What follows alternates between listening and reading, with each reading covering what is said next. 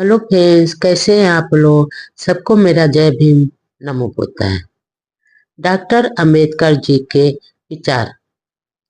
Doctor Ambedkar कहते हैं, महाराष्ट्र में पेशवाओं के शासनकाल में यदि कोई सवर्ण हिंदू सड़क पर चल रहा होता था तो अछूत को वहां चलने की आज्ञा नहीं होती थी, ताकि कहीं ऐसा नहीं हो कि उसकी छाया किसी हिंदू पर पड़ जाए से वह उसे अपवित्र कर देते थे। अछूत को अपनी कलाई पर या गले में कलाई पर धागा बांधना होता था और गले में निशानी के तौर पर एक काला डोरा बांधना पड़ता था, ताकि हिंदू भूल से उसे छूकर अपवित्र न हो जाए। पेशवाओं की राजधानी पूना में अछूतों को कमर पर एक झाड़ू बांधकर चलना पड़ता था, और क्योंकि उनके चलने से जमीन पर जो पैरों के निशान पड़ जा बनते थे उनको उस झाड़ू से मिटाते जाते थे, ताकि कोई हिंदू अछूत के पैरों के निशानों पर अपने पैर न रख दे और वो अपवित्र न हो जाए।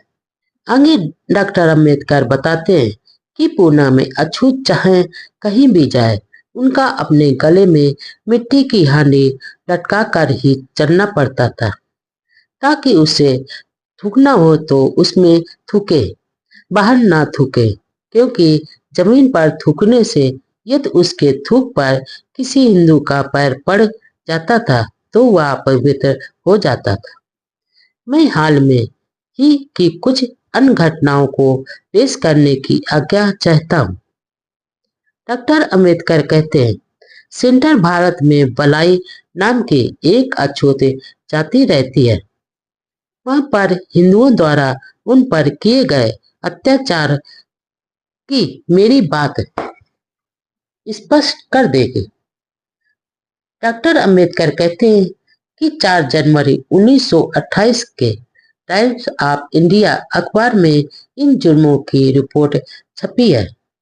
इस रिपोर्ट में लिखा है कि कथित ऊंची जात के सवर्ण हिंदुओं ने, अर्थात कलौटिया राजपूतों और ब्राह्मणों ने, जिसमें इंदौर जिले के कनाडिया, बिचौली, हप्सी, बिचौली, मर्दाना और लगभग 15 दूसरे गांवों के पटेल और पटवारी भी शामिल थे। उन्होंने अपने अपने गांव के बलाइयों को धमकी दी थी कि यदि तुम हमारे सहारे जिंदा रहना चाहते हो तो तुम्हें हमारी ये आज्ञा माननी पड़ेगी। डॉक्टर अंबेडकर कहते हैं, बलाई जात के लोग सुनहरी गोटा के किनारे वाली साड़ी पगड़ी नहीं पहन पाएंगे। वे रंगीन या सुंदर किनारे वाली फैशनेबल धोती नहीं पहनेंगे। वे किसी हिंदू की मौत की खबर उसके कितने ही दूर रिश्तेदारों को जरूरत पड़ जाने पाएंगे देने जाएंगे। वे सभी हिंदुओं के विवाह समारोह में बारात के आगे आगे बाजा बजाते और नाचते हुए चलेंगे।